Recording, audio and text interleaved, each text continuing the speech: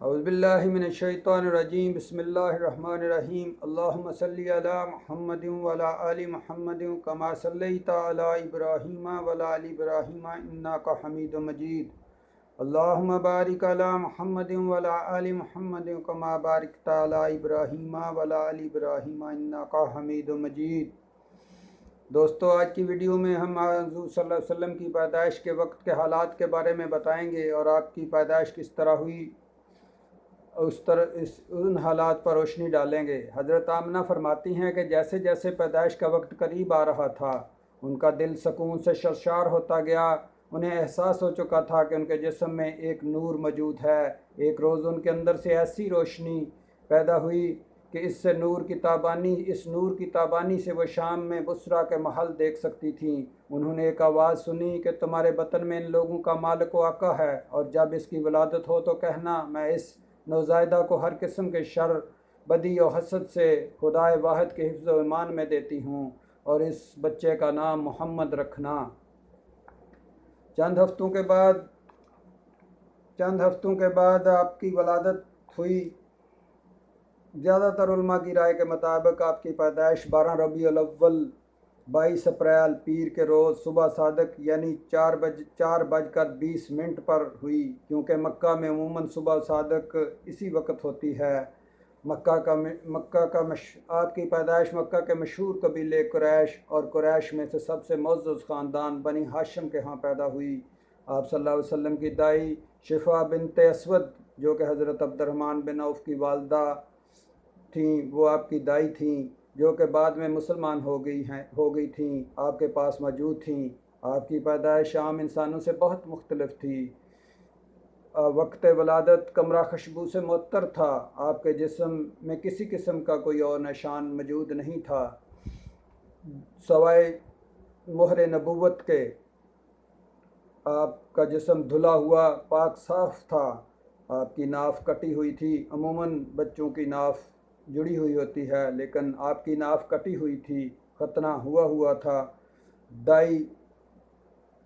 दाई भी हैरान थी और माँ भी हैरान थी कि ये बच्चा कैसा पैदा हो रहा है। ये वाकई कोई अजीम बच्चा है जो बाद में आगे जाकर कोई अजीम इंसान बनेगा। यूं ही आप अकेले हुए, आपने करवट ली और सजदे में चले गए, और फिर उठे और हाथ उठाकर उंगली शहादत ऊपर उठाई। और बहुत से उलमा कहते हैं कि आप उस वक़्त भी अपनी उम्मत के लिए दुआ मांग रहे थे, यानी कि रब्बी हबली उम्मती, रब्बी हबली उम्मती, रब्बी हबली उम्मती। पैदाइश के बाद कमरे में धुंध छा गई और आवाज़ आई कि बच्चे को मशरक़ व मगरब, शमालन जनूबन हर तरफ घुमा दो, ताकि सारी कायनात को इल्म हो जाए कि इस कायनात का नजात दहिंदा इस दुनिया में आ गया है। अगर आप इनके हाथ में हाथ दोगे फलाह पा जाओगे। आपको तमाम नबियों के अखलाक व सफ़ात आपके अंदर डाल दी गई।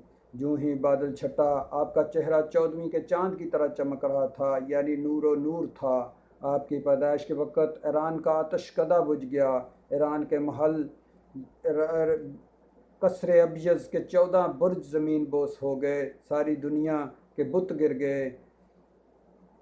कहते हैं कि इसी दिन एक यहूदी मक्का में मौजूद था। उसने पूछा कि क्या मक्का में कोई बच्चा पैदा हुआ है? लोगों ने कहा हाँ। इसने कहा कि ऐसा बच्चा जो यतीम हो? लोगों ने कहा हाँ, अब्दुल मुत्तलिब का पोता। उसने कहा कि मुझे बच्चा दिखाओ। उसने देखा और फिर मोहर नबूवत को देखा और कहा कि बनी इसराइल तबाह हो गई, और बनी इसराइल से आज से नबूवत का ख़ात्मा हो गया, और ए बनी हाशम, तुम्हें मुबारक हो, तुम्हारे यहाँ नबी पैदा हो गया है। और दूसरी तरफ जब ईरान के बादशाह को पुजारी ने बताया कि आतशकदा बुझ गया है और महल के 14 कंगरे गिर गए हैं, तो उसने बड़े बड़े पादरियों के ज़रिए पता कराया कि क्या वजह है।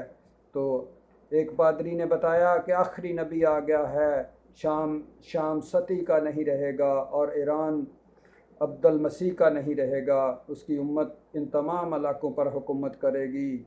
तो यूँ हुज़ूर सल्लल्लाहु अलैहि वसल्लम की पर ये हालात पैदाइश वक़्त के हालात हैं, और इस तरह हुज़ूर सल्लल्लाहु अलैहि वसल्लम बाद में किस तरह परवरिश करेंगे वो आगे की वीडियो में बताएंगे।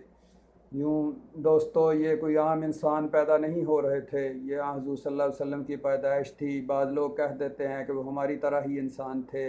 ये उनका रुतबा अल्लाह ताला जानता है कि वो किस तरह अजीम थे, हम कितने अदना हैं और वो कितने आला थे। अल्लाह ताला, अगर आपको मेरी ये वीडियो पसंद आए तो मेरे चैनल को सब्सक्राइब कीजिए और मज़ीद वीडियो देखने के लिए घंटी का बटन दबा दीजिए ताकि आइंदा की वीडियोज़ आपको मिलती रहें। शुक्रिया।